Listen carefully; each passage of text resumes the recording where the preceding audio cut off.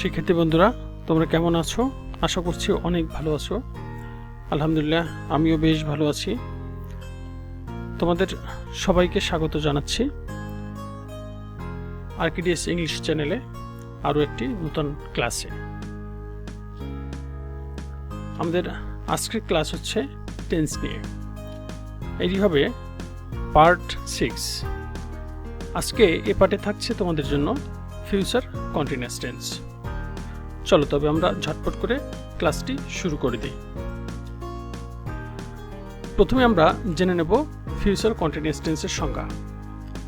দেখো, future continuous tense বলতে আমরা বুঝি ভবিষ্যৎকালে কোনো কাজ হতে থাকবে, চলতে থাকবে বা ঘটতে থাকবে, এরূপ বুঝালে ভার্বের ফিউচার কন্টিনিউয়াস টেন্স হয়। যেমন আমরা যদি একটা উদাহরণ দেই, মা খাবার রান্না করতে থাকবে। মা খাবার রান্না করতে থাকবে, যে কাজটি হবে ভবিষ্যতে এবং ভবিষ্যতে চলমান থাকবে, যেটা ইংলিশে ট্রান্সলেশন করলে হয় mother will be cooking the food. আচ্ছা, চলো আরও একটি উদাহরণ আমরা দেখি। আমি কাজটি করতে থাকব, এটিও কিন্তু ভবিষ্যতে যে কোনো একটি কাজ চলতে থাকবে, যেটাকে আমরা ইংরেজিতে যদি ট্রান্সলেশন করি তাহলে এটি হবে I shall be doing the work.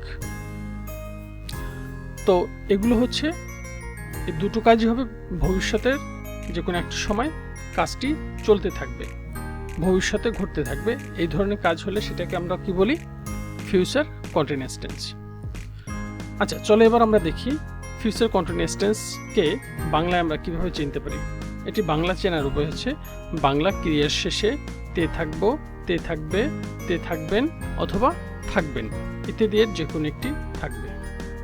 তার মানে হচ্ছে বাংলা যে সেন্টেন্স থাকবে তার মধ্যে থেকে সেই বাংলা সেন্টেন্সের যে ক্রিয়া থাকে বা ভার্ব থাকে, সেই ক্রিয়ার শেষে তে থাকবো থাকতে পারে, তে থাকবে থাকতে পারে, তে থাকবেন থাকতে পারে অথবা শুধুমাত্র থাকবেন থাকতে পারে। যদি এই ধরনের থাকে বাংলা ক্রিয়ার শেষে, তাহলে আমরা ওই সেন্টেন্সটিকে ধরে নেব কি? Future continuous tense. আচ্ছা, চলো এবার আমরা এর স্ট্রাকচার দেখে নিই। স্ট্রাকচারটি হবে অ্যাফার্মেটিভ স্ট্রাকচার। দেখো, অ্যাফার্মেটিভ স্ট্রাকচারটি হবে সাবজেক্ট প্লাস শ্যাল অথবা will plus be plus V one plus ING plus object. তার মানে হচ্ছে হ্যাবোধক স্ট্রাকচারটি হবে সাবজেক্টের পরে শ্যাল অথবা উইল বসবে, বি বসবে, ভার্বের প্রেজেন্ট ফর্ম বসবে, আইএনজি বসবে, তারপরে হচ্ছে অবজেক্ট বসবে। চলো এবার আমরা একটি উদাহরণ দেখি। I shall be doing the work. দেখো, এখানে আই হচ্ছে সাবজেক্ট, শ্যাল হচ্ছে অক্সিলিয়ারি ভার্ব, তার সাথে হচ্ছে বি আসছে আই শ্যাল বি, তারপর হচ্ছে মূল ভার্বের প্রেজেন্ট ফর্ম হচ্ছে এখানে ডু, তার সাথে আসছে কি আইএনজি এবং অবজেক্ট হচ্ছে ওয়ার্ক। সো ফুল স্ট্রাকচার অনুযায়ী সেন্টেন্সটি আসে যে I shall be doing the work. চলো এবার আমরা দেখি হচ্ছে নেগেটিভ স্ট্রাকচার, অর্থাৎ হচ্ছে নাবোধক। নাবোধক সেন্টেন্স করতে হলে আমাদের এই স্ট্রাকচারটি জেনে রাখতে হবে। সেটি হচ্ছে সাবজেক্ট প্লাস শ্যাল অথবা will plus not plus be plus V one plus ING plus object. কি হলো? প্রথমে হবে হচ্ছে সাবজেক্ট, তারপর হচ্ছে শ্যাল অথবা উইল, তারপর আসবে হচ্ছে নট, তারপর হচ্ছে বি, তারপর হচ্ছে ভি অন। ভি অন বলতে হচ্ছে এখানে ভার্বের প্রেজেন্ট ফর্ম, তার সাথে আসবে আইএনজি এবং অবজেক্ট। চলো এবার একটা আমরা এর উদাহরণ দেখি। I shall not be doing the work. দেখো, এখানে শ্যালের পরে কিন্তু নট চলে আসছে, তার মানে এটা বাংলা যদি অর্থ করি, আমি কাজটি করতে থাকবো না। চলো আমরা পরবর্তীতে দেখি। দেখো, এটি হচ্ছে ইন্টারোগেটিভ স্ট্রাকচার। ইন্টারোগেটিভ বলতে হচ্ছে আমরা বুঝি হচ্ছে প্রশ্নবোধক স্ট্রাকচার। সেটি হচ্ছে কি শ্যাল অথবা will plus subject plus be plus V one plus ING plus object. তার মানে হচ্ছে এখানে প্রথমেই চলে আসতেছে হচ্ছে শ্যাল অথবা উইল, যেটাকে আমরা অক্সিলিয়ারি ভার্ব বলি। অক্সিলিয়ারি ভার্বটাকে আমরা সেন্টেন্সের প্রথমে নিয়ে আসবো, তারপর হবে সাবজেক্ট, তারপর আসবে বি, তারপর হচ্ছে ভি অন মানে হচ্ছে ভার্বের প্রেজেন্ট ফর্ম, তার সাথে আসবে আইএনজি, তারপর হচ্ছে অবজেক্ট। চলো এবার আমরা এর উদাহরণ দেখি। Shall I be doing the work.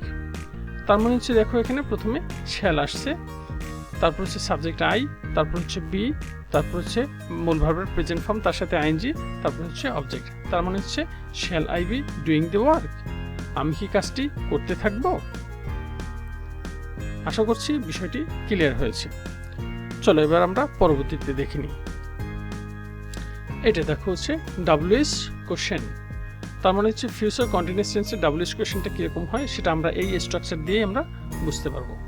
দেখো প্রথমে আসছে ডাব্লিউএস ওয়ার্ড হবে এখানে, ডাব্লিউএস ওয়ার্ড, তারপর আসছে শ্যাল অথবা উইল, তারপর হবে হচ্ছে সাবজেক্ট, তারপর বি ভার্ব প্রেজেন্ট ফর্ম মানে হচ্ছে যেটাকে আমরা বলি ভি1, তারপরে হচ্ছে আইএনজি এবং হচ্ছে অবজেক্ট। আবার একটু আমরা রিভিউ করি, সেটা হচ্ছে প্রথমে হবে ডাব্লিউএস ওয়ার্ড, তারপর শ্যাল অথবা উইল, তারপর ভার্বের প্রেজেন্ট ফর্ম, তারপর বি, তারপরে ভার্বের আবার একটু বলে নিই, সেটা হচ্ছে প্রথমে হবে ডাব্লিউএস ওয়ার্ড, শ্যাল, তারপর হচ্ছে শ্যাল অথবা উইল, তারপর সাবজেক্ট, তারপর হচ্ছে বি, এরপর হচ্ছে ভি1 মানে হচ্ছে ভার্বের প্রেজেন্ট ফর্ম, তার সাথে হবে আইএনজি এবং অবজেক্ট। আচ্ছা চলো এবার আমরা এর একটি উদাহরণ দেখি। দেখো how shall I be doing the work.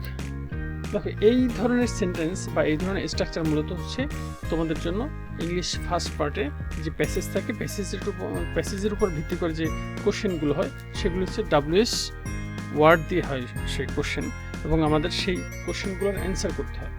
দেখো এটার উদাহরণ আসছে how shall I be doing the work, কিভাবে আমি কাজটি করতে থাকবো। দেখো প্রথমে আসছে ডাব্লিউএস ওয়ার্ড হাউ, তারপর হচ্ছে শ্যাল উইল থেকে আসছে শ্যাল, এরপর আসছে হচ্ছে সাবজেক্ট হচ্ছে আই, তারপর হচ্ছে বি, তারপর হচ্ছে ভি1 মানে হচ্ছে ভার্বের প্রেজেন্ট ফর্ম, ডু হচ্ছে ভার্বের প্রেজেন্ট ফর্ম, তার সাথে আইএনজি, এরপর হচ্ছে দ্য ওয়ার্ক হচ্ছে অবজেক্ট। বুঝতে পেরেছো কি? হ্যাঁ, আশা করছি এই বিষয়টি তোমাদের কাছে ক্লিয়ার হয়েছে। চলো এবার আমরা পরবর্তী দেখি, নেগেটিভ ইন্টারোগেটিভ সেন্টেন্স। দেখো নেগেটিভ ইন্টারোগেটিভ সেন্টেন্সে প্রথম হচ্ছে শ্যাল অথবা উইল, তারপর সাবজেক্ট, তারপর নট, তারপরে বি, তারপর হচ্ছে ভি1 মানে ভার্বের প্রেজেন্ট ফর্ম, তারপর আইএনজি, তারপর হচ্ছে অবজেক্ট। এটিও তোমাদের মুখস্থ করতে হবে। আসো এবার আমরা একটু উদাহরণ দেখি। Shall I not be doing the work, কি আসছে? Shall I not be doing the work. চলো এবার আমরা পরবর্তী অংশ দেখে নিই। দেখো এটিও হচ্ছে ডাব্লিউএস ওয়ার্ড দিয়ে যে প্রশ্নবোধক যে সেন্টেন্স থাকে সেইটা, কিন্তু এটা হবে হচ্ছে নেগেটিভ, ডাব্লিউএস ওয়ার্ড বিশিষ্ট নেগেটিভ প্রশ্নবোধক সেন্টেন্স। সেটা কি? প্রথমে আসবে হচ্ছে ডাব্লিউএস ওয়ার্ড, তারপর হচ্ছে শ্যাল অথবা উইল, তারপর সাবজেক্ট, তারপর হচ্ছে নট, সাবজেক্টের পরে কি আসছে? নট, তারপর হবে হচ্ছে বি, তারপর হচ্ছে ভি1 মানে হচ্ছে ভার্বের প্রেজেন্ট ফর্ম, তারপর আইএনজি, তারপরে অবজেক্ট। কিরকম? আমরা একটি উদাহরণ দেখি। How shall I not be doing the work? How shall I not be doing the work? দেখো এখানে প্রথম আসছে হাউ হচ্ছে ডাব্লিউএস ওয়ার্ড, তারপর হচ্ছে শ্যাল উইল থেকে আসছে শ্যাল, এরপর হচ্ছে সাবজেক্ট, সাবজেক্ট হচ্ছে আই, তারপর হচ্ছে কিন্তু নট, তারপরে হচ্ছে বি, তারপর ভার্ব প্রেজেন্ট ফর্ম ডু, তার সাথে আসছে আইএনজি, এবং লাস্টে আসছে অবজেক্ট হচ্ছে দ্য ওয়ার্ক। এর অর্থ দাঁড়ায় আমি কিভাবে কাজটি করতে থাকবো না। বিষয়টা তোমাদের কাছে ক্লিয়ার হয়েছে কিনা? আশা করছি ক্লিয়ার হয়েছে। দেখো এই ছিল আজকে আমাদের হচ্ছে ফিউচার কন্টিনিউয়াস টেন্স। আশা করছি ফিউচার কন্টিনিউয়াস টেন্সের পুরো বিষয়টি তোমাদের কাছে অত্যন্ত সহজ হয়েছে এবং ক্লিয়ার হয়েছে। তো আজ এ পর্যন্ত, পরবর্তী ক্লাস নিয়ে আমি খুব শীঘ্রই তোমাদের মাঝে আবার হাজির হব। সে পর্যন্ত সবাই ভালো থাকো এবং পড়াশোনার সাথে থাকো, আর আমার জন্য দোয়া করো। আল্লাহ হাফিজ।